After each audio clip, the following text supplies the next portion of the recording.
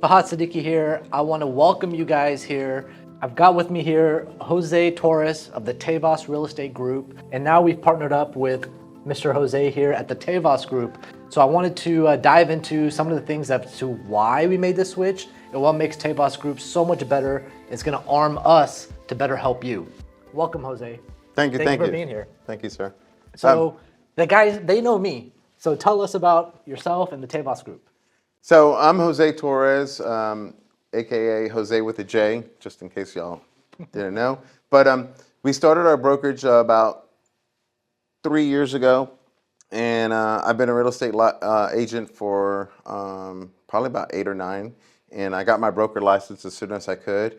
I partnered. The co-owner is Lewis, and the key thing with Lewis, when we first met, we talked about all these big brokerages and just some of the discounted ones and just the problems that we had when we were coming up through the ranks. Agents, you get your license, you go to school, you figure out what you're going to do, but you have no clue how to really do it, right? Yeah. And there's a lot of phone calls you take with your broker, and sometimes, in most cases, in my experience, out of the 3 I was with, one of them made himself available. It was really challenging to get a hold of your brokerage, but yet you're paying all these fees and stuff like that. And one of the things I wanted to do, Lewis and I wanted to do, is become a brokerage that we were able to all of our clients, and that includes our agents. It's fearful. It's when you're doing your first transaction or going to title, you want to know best case. You want your agents to be the best they can for their clients. Yeah, absolutely. We make ourselves available. We've gone to listing appointments. Heck, I hung signs up for them, put Supras up, and we've also gone to the listing agreements. We've gone to their closings. We've called the title company saying, "Hey, if you need anything, please carbon copy me on it, just to make sure that everything's covered for the agent's first couple of transactions." And we walk them through the process. Right. And I think that is the most important part, to make the agent part of the business equation. Yeah. And make sure that they're successful. Yeah, I think you touch on a lot of great points. What makes Tevas different from everybody else? I'm going to come back to that 1 minute. Okay. You mentioned to me that people don't know here, you come from a military background. Yes, sir. Yes, sir. What did you do before real estate? So I'm retired Navy. I did 20 years in the United States Navy. I was mostly, my rate was a AK, and I was able to do a lot of logistics, supply, finances for the Navy. I'm Hayes Gray on the way. I've been in basically every excursion since '89 or 2009. I retired in 2009. It was really good. It's interesting because when I was in the military, I did a lot of the finances, the logistics, and even though it's not as you're not looking for a margin, you're not looking for a profit piece, we had to be accountable. We had to make sure that we provide mission readiness, and we made sure that bombs went on targets and stuff like that. And I wasn't an operator. I was more of I was in the office. I was a paper pusher, one would say. And no claim, I had AC. I had a good life. But we did a lot for it. And that was important for the Navy. One of my accolades in the Navy was I really learned how to understand the supply chain algorithm. And we kind of brought up a program, and I was 25 years old, and I really was into Microsoft Access, Visual Basic, stuff like that. And I recreated the Navy supply system algorithm, and I created an in-house model for us. And our guys was able to figure out the weaknesses, and we looked at our strengths, and we looked at how we can really make our supply stock on the USS George Washington the best it can be. And I remember my boss, Admiral, he's like now, he's a 2 or 3 star admiral. Wow. And he had faith in me, and I remember going to a Navy supply system in Mechanicsburg, Pennsylvania, and there was all these big wigs, and it was just about 3 of us on the other side. And it was scary because we were sitting there trying to figure out, like, hey, are you sure your numbers are correct? I said, sir, my numbers are spot on. And sure enough, we saved a crazy amount of money for the Navy in parts.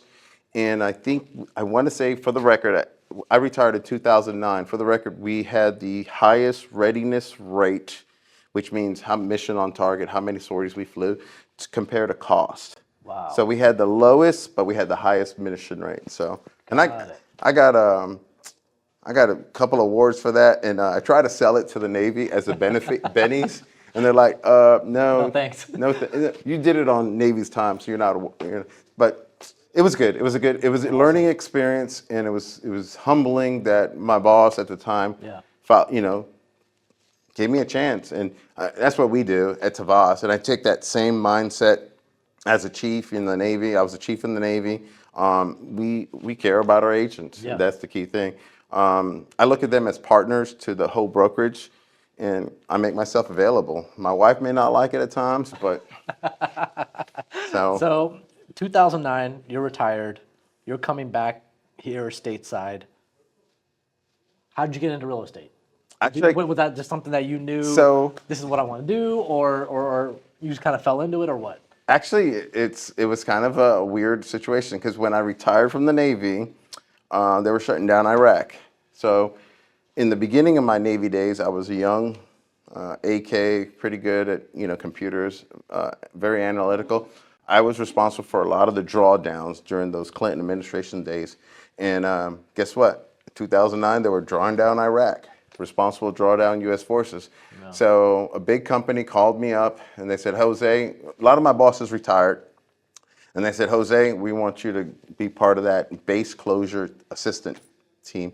So I went out there with one of my other mentors, Steve, and we shut down Iraq. And I was working for a company, defense contract company, making a lot of money, but it was challenging because we had to look at the responsible drawdown from contractors, warfighters, properties, just the whole gambit of like leaving the bases, even environmental. I remember a couple crazy situations like that. But then after that, I went to the oil and gas, taking my services as well, and I got laid off.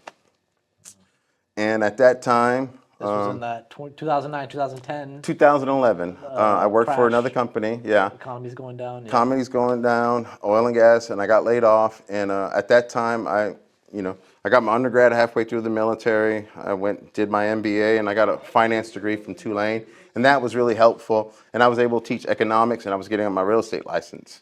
So I got my real estate license right at that time, and I did residential. And residential, I started off residential, and it was. Did you join one of the standard brokerages? I joined the local brokerages, Okay. Small, and it was humbling. It was good.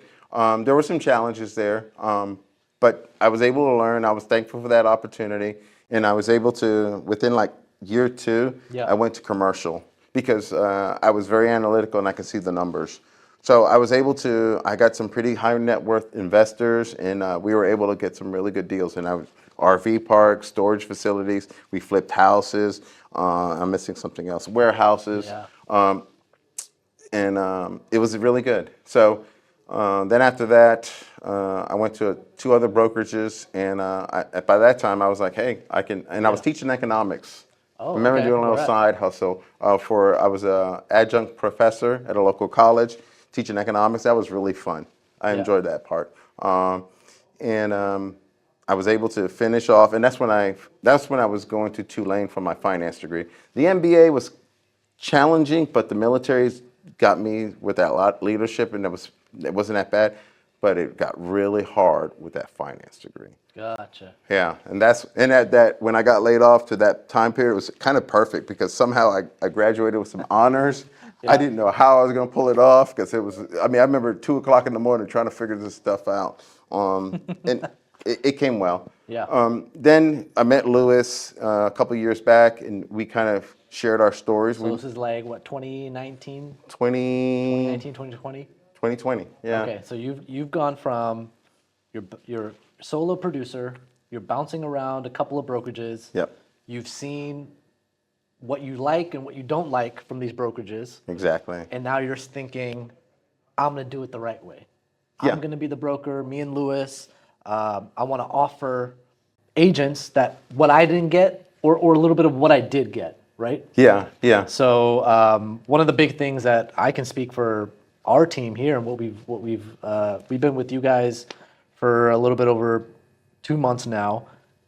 The one-on-one connection, the personal attention, the training, the resources and softwares, all that stuff has been bar none. And tell us a little bit about, obviously, we want the team to grow. Are you looking to grow the Tevas team? If so, who are you looking for? It's a great, yeah.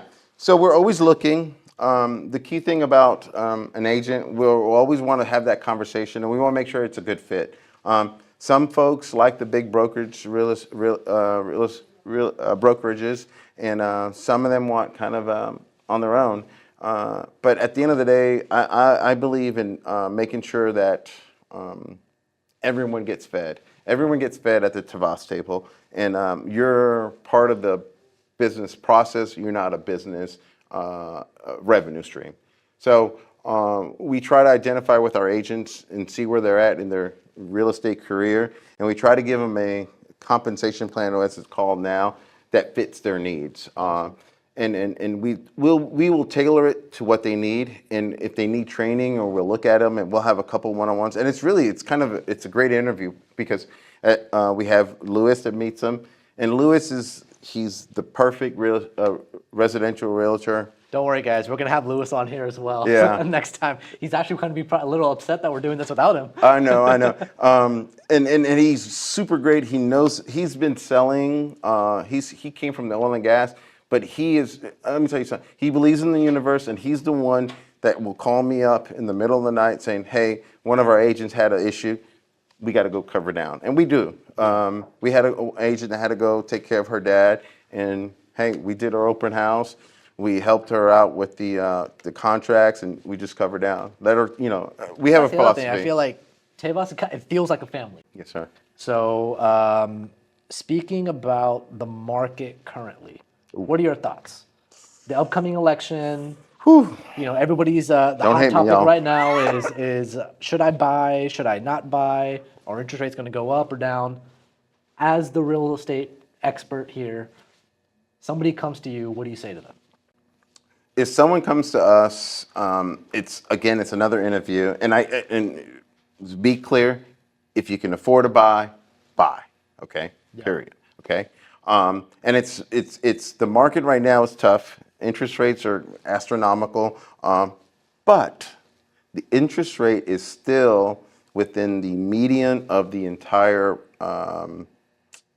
time they were capturing it, and I believe that was Federal Reserve, CPI, not CPI, but they were tracking all those interest rates. Think about our dads. I mean, they had home mortgages at like 18, 12%. Right, yes. Those were the 80s, man. And I was like, holy crap, that's crazy. But their principal, their mortgage amount was so much Bingo. less, right? So it's not, and here's the thing, and I can give you great case studies and stuff like that. It's not really about the mortgage rate. It's not about the price of the house. It's about your affordability of a house, your income, your debt, and that whole mix. And I will say, and unfortunately, it is diminishing. Yeah. The ability, home affordability is diminishing, and it's getting tougher every day to buy a house. So how would you quantify the word affordability, right? Because right now, today, I don't know what the exact number is, but the average home price is $400 to $500. The average home price right now is $514,000. Okay, and the average salary or median salary $63,000, right? Yeah. So you see the problem, right? It's a huge problem. So that's where I think why people are so focused on interest rate, because Yes. everybody's looking at what's my monthly payment, Right. Using those metrics, if somebody has, let's say, a $60,000 or $70,000 a year job, what do you say to them? What type of house should they be looking at in terms of affordability? That's really good. So if you look at the home affordability matrix, like there's a calculator and it talks about your debt, income stuff. I believe you can only really afford like a 250,000, maybe 270,000 at current interest rates. However, when the interest rate goes down, of course, your ability to what's the term? Buy more. Buy more, right? So That's the danger point, though, right? People maybe the price you can afford more, right? Yeah. Now, there's adjustable rate mortgages. There's first-time home buyer programs, and I hate to say it, there's new homes inventory out there that, that's enough. We can get to that, but that whole mix of stuff can get you in a house.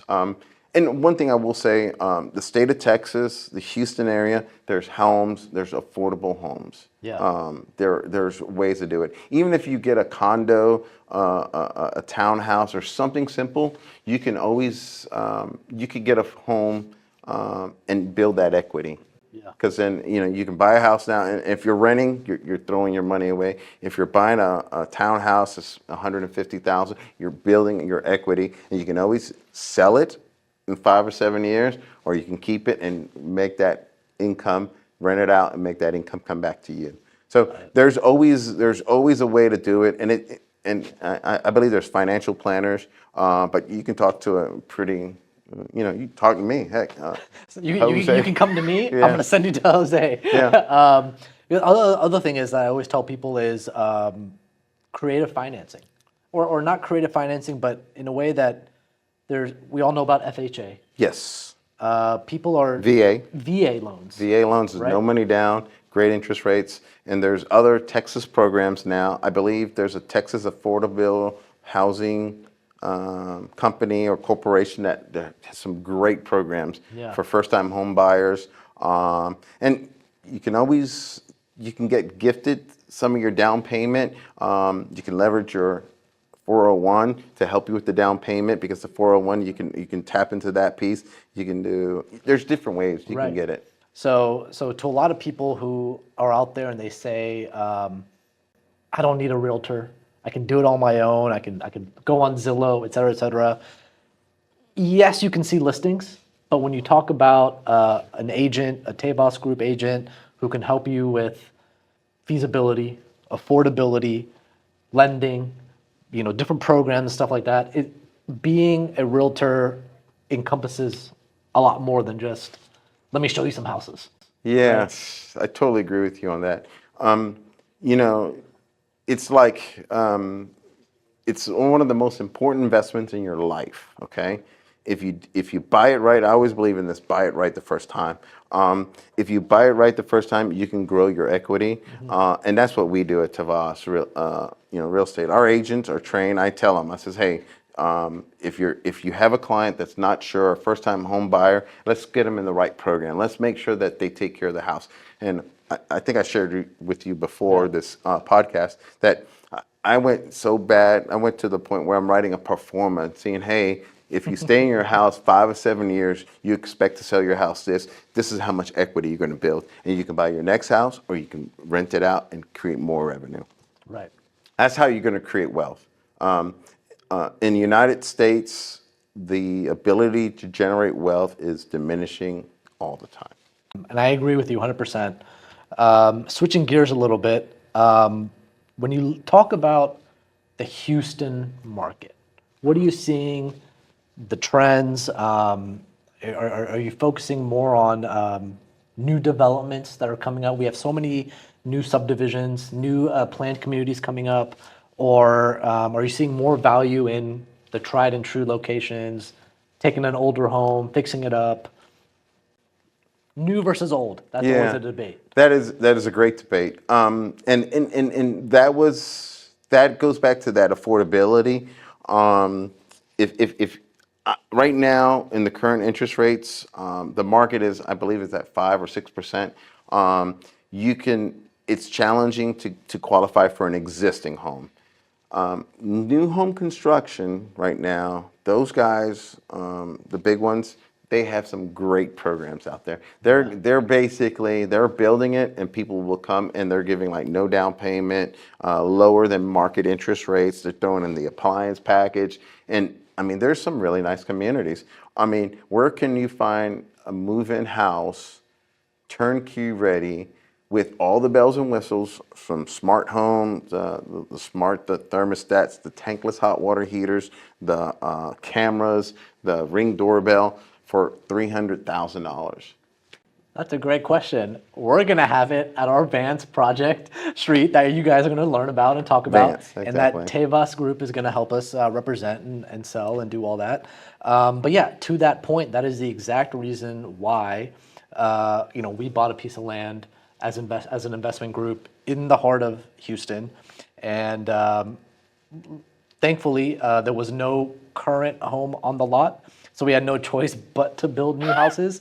But yeah, like you said, I think our goal and our plan is to build new product, clean product, right? With all the new Absolutely. bells and whistles, because I feel like when people do make that purchase, they want to stay in the home for the next 7, 10 years.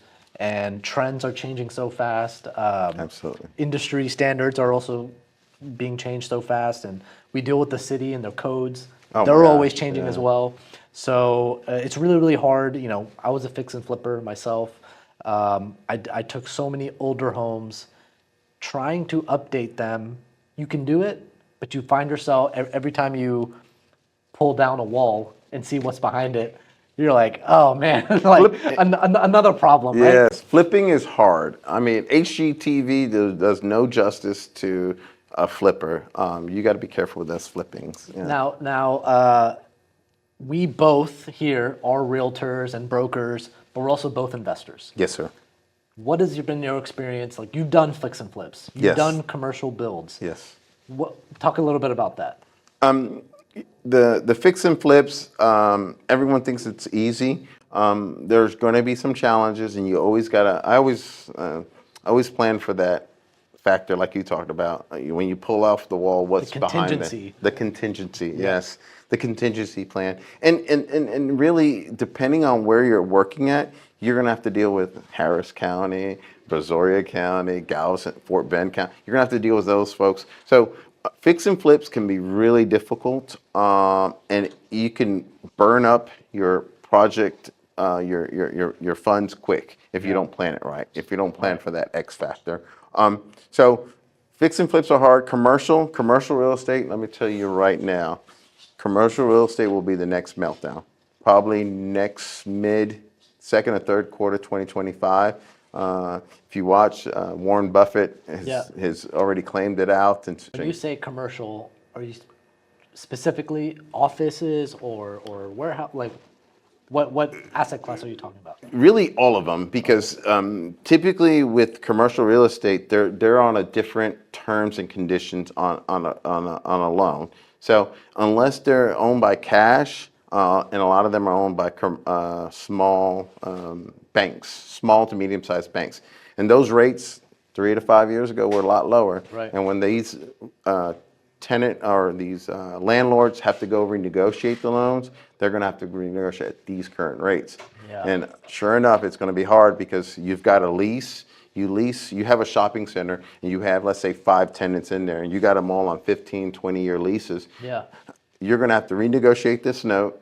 You're going to have a higher payment, and how are you going to deal with these guys? Because you got them all set on a different lease payment. So that income that's coming in, and you're at the bottom line, your NOI is going to change dramatically, and it doesn't do any justice. Taxes are going up, property Yeah. taxes are going up, and insurance. So it's the storm that's coming, and it's going to be challenging. To the ones that are kind of safe, are really some of your multifamilies, rentals, because you're always going to have a renter.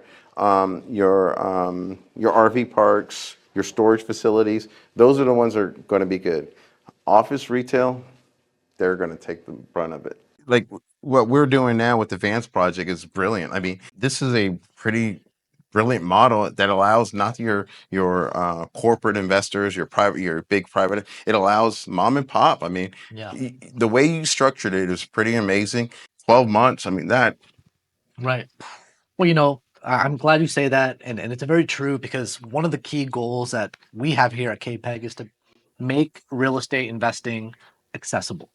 You Yeah. know, yes, I know that in our name we're a private equity group, and but I don't want to say that we're like every other equity group, The big ones, because yeah. when you go to these big groups, there's high limits.